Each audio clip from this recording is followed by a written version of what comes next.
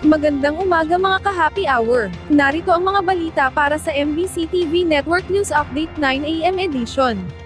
Street dwellers, mga pamilyang katutubo, sinagip ng Manila LGU. Yan ang MBC TV Network News ni Boy Gonzales.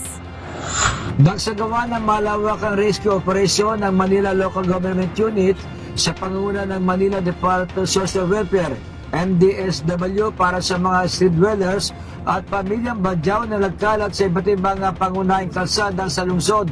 Nag-ikot ang mga tauhan ni MDSW Director J. Reyes de la Fuente at isa siyang isinama ang mga individual na ginagawang tirahan ng mga lansangan na partikular sa Juan Luna, Rojas Boulevard, Quirino Avenue at Osmeña Highway.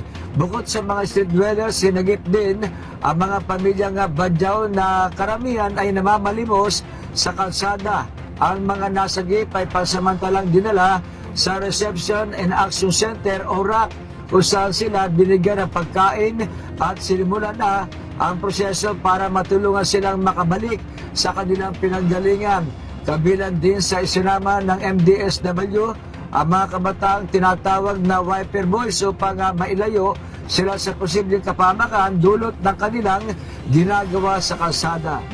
Para sa MBC TV Network News, ito si Boy Gonzales, una sa Pilipinas, una sa Pilipino.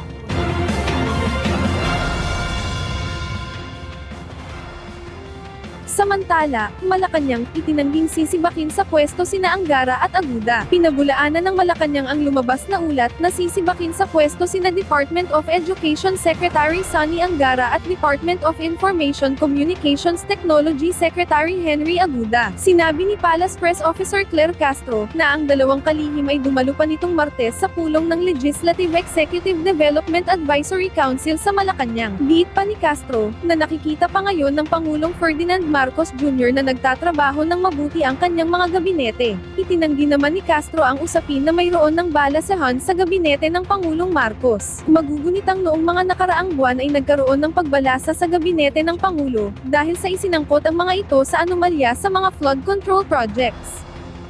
At yan ang mga balita para sa MBC TV Network News Update 9 AM edition. Abangan ang mga susunod na balitaan mamaya para sa 10 AM edition.